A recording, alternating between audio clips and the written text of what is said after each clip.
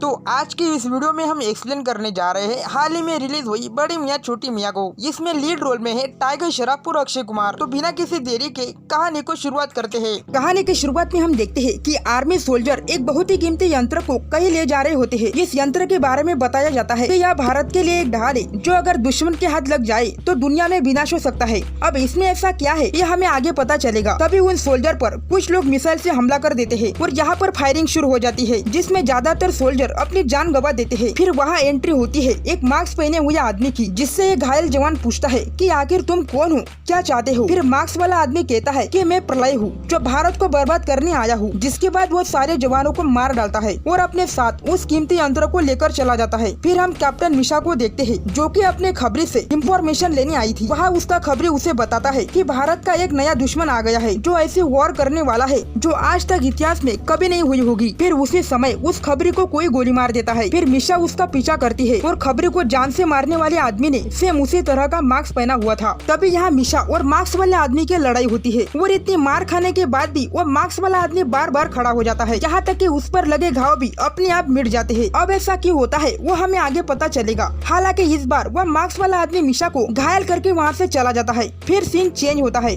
और हम देखते हैं कि यंत्र को अपने साथ ले जाते समय उस मास्क वाले आदमी ने एक वीडियो भी बनाई थी, जिसमें उसने भारत को खत्म करने की साफ साफ धमकी दी थी और आर्मी को चैलेंज भी किया था कि मुझे 3 दिन में पकड़ सकते हो तो पकड़ लो, क्योंकि तुम्हारा यंत्र मेरे पास है और इससे मैं भारत को नक्शे से मिटा दूंगा। यह देखकर इंडियन गवर्नमेंट की हालत खराब हो जाती है कि वह अपना कीमती यंत्र वापस कैसे लाएगी, क्योंकि वह आदमी साइको लग रहा था जो दुनिया को ही खतरे में डाल सकता है। तब उस यंत्र को वापस लाने की जिम्मेदारी कर्नल आजाद को मिलती है। जिसके बाद आजाद सर को साइको से लड़ने के लिए 2 नाम याद आते हैं, राकेश और फिरोज, जिनके निकनेम थे फ्रेडी और रॉकी। अब मिशा के पूछने पर सर उसे इन दोनों के एक बड़े मिशन के बारे में बताते हैं जिससे उनके काबिलियत का पता चल सके। फिर हमें 8 साल पहले का सीन दिखाया जाता है जहां अफगानिस्तान में कुछ आतंकवादियों ने इंडियन एम्बेसडर और उसकी फैमिली को बंदी बना लिया था और उनकी मांग थी कि उनके एक साथी को छोड़ दिया जाए जो कि एक बहुत बड़े टेररिस्ट का बेटा था। आजाद सर कहते हैं कि हम उस टेररिस्ट को नहीं छोड़ेंगे, इसलिए तुम्हें कैसे भी करके उन हॉस्टेजेस को बचाना होगा। अब इस मिशन का नाम उन्हें समझ नहीं आता तो उनके सामने जो फिल्म चल रही होती है वो उसी का नाम बड़े मियाँ छोटे मियाँ रख देते हैं। इसके बाद फ्रेडी और रॉकी अपने मिशन पर चले जाते हैं जहाँ वो एक एक करके उन आतंकवादियों को मारते हुए हॉस्टेजेस तक पहुँच जाते हैं। फिर जैसे ही वो उन्हें लेकर भागने वाले थे तभी वहाँ और टेररिस्ट आ जाते हैं और वहाँ लड़ाई के दौरान गोली चलने से पीछे बैठे सारे टेररिस्ट को पता चल जाता है। इसके बाद वो सब उन्हें मारने आते हैं। हालांकि फ्रेडी और रॉकी सब कुछ तहस नहस कर डालते हैं और फिर उन हॉस्टेजेस को लेकर अपने साथ चल देते हैं और उन्हीं के पीछे वही टेररिस्ट पड़े थे। फिर थोड़ी देर में अपने हेलीकॉप्टर तक पहुँच जाते हैं और जैसे ही उसमें बैठकर निकलने वाले थे तभी फ्रेडी रॉकी से कहता है कि ट्रिगर कहाँ है। असल में फ्रेडी ने कार में बम फिट कर रखा था पर उस ट्रिगर को रॉकी के कार में ही भूल गया था। अब फ्रेडी बार बार ट्रिगर का नाम लेता है तो टेररिस्ट के लीडर को लगता है कि ये कुछ जरूरी चीज है और उसे हाथ में लेकर फ्रेडी को चिढ़ाने लगता है कि इसे दबा दूं क्या। यहाँ फ्रेडी एक्टिंग करता है कि ऐसा मत करना वरना हम सारे मारे जाएंगे, लेकिन वो लीडर उसे दबा देता है जिसके जोरदार धमाके में वो सारे टेररिस्ट मारे जाते हैं। अब यहाँ खतरनाक मिशन बहुत ही अच्छे से पूरा हुआ था जिसके कारण दोनों की खूब तारीफ होती है। फिर प्रेजेंट में आजाद सर कहते हैं कि बाद में किसी कारण से उन दोनों का एक कोर्ट मार्शल करके उन्हें सेना से निकाल दिया गया था। अब ऐसा क्या हुआ था ये हमें आगे पता चलेगा। फिर आजाद सर मिशा को कहते हैं कि तुम इन दोनों का पता करो कि ये कहाँ पर है और उन्हें कैसे भी मना कर हमारे मिशन के लिए लेकर आओ। जिसके बाद मिशा पहले तो रॉकी के पास जाती है जो कि अब फायर ब्रिगेड में जॉब कर रहा था। पहले तो वो मना करता है लेकिन फिर तुरंत मिशा के साथ मिशन पर चल देता है। फिर ये दोनों फ्रेडी को लेने जाते हैं जो अब एक ऑयल फैक्ट्री में काम करता है। वह दोनों के साथ आने से मना कर देता है कि मैं इतने बेइज्जती होने के बाद सेना में वापस नहीं आऊंगा। तब रॉकी उसे समझाता है कि देश को हमारी जरूरत है, लेकिन फ्रेडी का जवाब ना ही था। जिसके बाद रॉकी और मिशा इस मिशन को पूरा करने चले जाते हैं। अब ये दोनों लंदन में पहुंच जाते हैं क्योंकि इन्हें जानकारी मिली थी कि यंत्र लंदन में पहुंच चुका है। फिर वो दोनों एक हैकर से मिलते हैं जिसका नाम पेम होता है और पेम उन दोनों को अपने साथियों से मिलवाती है जिसके साथ वो मिलकर ये अपने मिशन को अंजाम देंगे। अब इन्हें ये तो पता था कि मेट्रो के नीचे एक खुफिया सुरंग है और उसी में एक वॉल्ट है जिस वॉल्ट में वो यंत्र रखा गया है। हालांकि इस वॉल्ट की निगरानी 24 घंटे होती है, इसलिए उन्हें सुरक्षित उस वॉल्ट तक पहुंचना होगा। फिर वो एक सॉलिड प्लान बनाते हैं और रॉकी जैसे तैसे करके उस वॉल्ट तक पहुंच जाता है। फिर उसका सामना कई सारे गुंडों से होता है जहां शुरुआत में तो रॉकी सब पर भारी पड़ रहा था, लेकिन थोड़ी देर में गुंडे उसे पकड़कर मारने वाले वाले होते हैं, लेकिन तभी एंट्री होती है फ्रेडी की, जो रॉकी को बचाने आ गया था। फिर ये दोनों यहाँ सारे गुंडों का खात्मा करके वर्ल्ड के अंदर उस यंत्र को देखने जाते हैं। तब यहाँ रिवील होता है कि जिस यंत्र को उस मार्क्स वाले आदमी ने उठाया था वो कोई मशीन नहीं बल्कि एक लेडी होती है जिसका नाम प्रिया है। हालांकि फ्रेडी और रॉकी प्रिया को पहले से जानते थे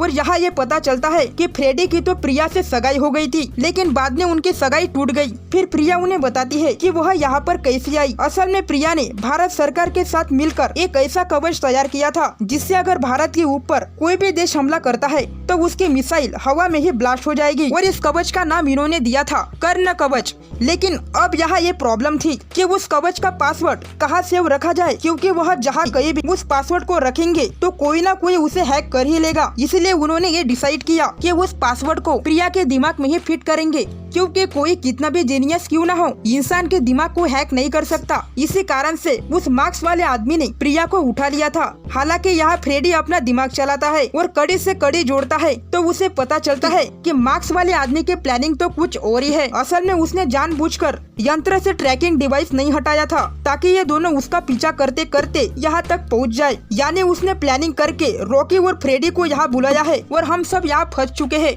फिर फ्रेडी कैमरे पर देखकर कहता है कि हम तुमसे डरने वाले नहीं हैं, और ये सब मार्क्स वाला आदमी देख रहा होता है। वही हम देखते हैं कि इस मार्क्स वाले आदमी ने तो कर्नल आजाद को भी बंदी बना लिया है। तभी फ्रेडी के साइड में एक बड़ा सा धमाका होता और सब घायल हो जाते हैं। अब अधमरी हालत में फ्रेडी देखता है कि कुछ लोग प्रिया को अपने साथ ले जा रहे हैं। तभी हिम्मत करके ये सब उन लोगों का पीछा करने लगते हैं। फिर रॉकी और फ्रेडी जैसे तैसे करके उन लोगों के कार तक पहुंच जाते हैं और वहाँ जोरदार लड़ाई शुरू हो जाती है। फिर उनके सामने एक मार्क्स वाला आदमी था जिसने शुरू में मिशा को घायल किया था। वह फ्रेडी और रॉकी दोनों पर भारी पड़ रहा था, पर फ्रेडी जैसे तैसे करके उसे नीचे गिरा देता है। फिर ये लोग प्रिया को लेकर वहाँ से जाने लगते हैं। तभी इन्हें काफी सारे लोग आकर घेर लेते हैं और बंदी बना लेते हैं। तब यहाँ असली मार्क्स वाले विलन की एंट्री होती है। वह कहता है कि हर दुश्मन कभी न कभी दोस्त जरूर होता है। जिसके बाद वो अपना फेस रिवील करता है और इस मार्क्स वाले आदमी का नाम होता है कबीर। जिसके बाद कहानी 7 साल पहले जाती है, जहाँ कबीर भी पहले इन्हीं के साथ आर्मी का हिस्सा था और उसने 15 साल लगाकर एक ऐसा क्लोन बनाया था जो अपने दिमाग से सोच सकता है। और यहाँ कबीर का कहना था कि अब से हमारे देश के जवान शहीद नहीं होंगे और अगर कोई मरेगा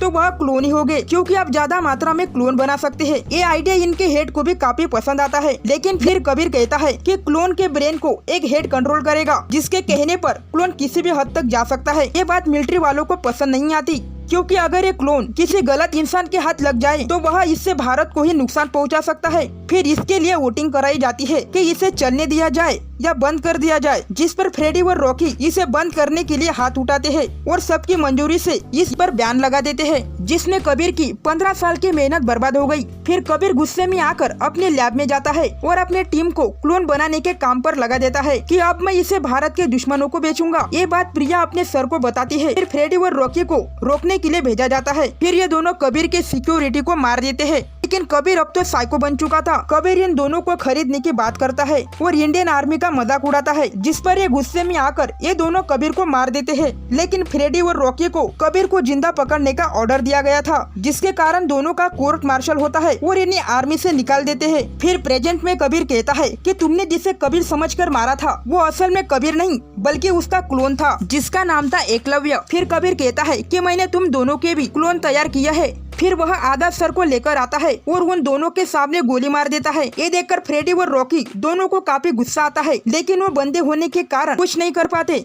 फिर वहाँ से कबीर प्रिया को अपने साथ लेकर चला जाता है।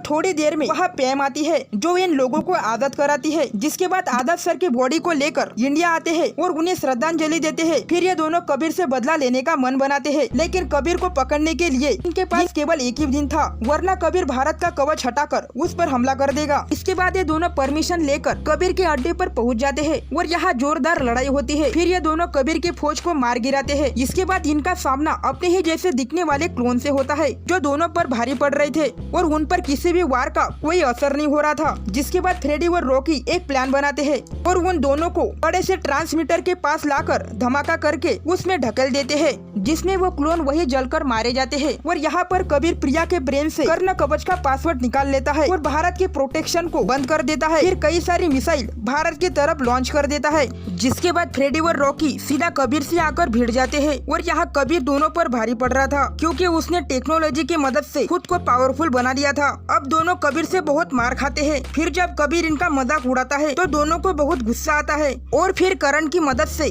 जान से मार देते हैं। फिर हम देखते हैं कि वह मिसाइल भारत में एंटर करने वाली थी, इसलिए उन्हें कवच का पासवर्ड पता करके कर्ण कवच को एक्टिवेट करना था, लेकिन कबीर ने उसका पासवर्ड बदल दिया था, जिसके कारण ये 2 बार गलत पासवर्ड डाल देते हैं। अब इनके पास केवल एक ही मौका था। फिर फ्रेडी कहता है कि कबीर का सबसे खास क्लोन था एकलव्य। तब रॉकी उसे एंटर करता है और ये पासवर्ड सही होता है। जिसके बाद कर्ण कवच एक्टिवेट हो जाता है और मिसाइल हवा में ही ब्लास्ट हो जाते हैं।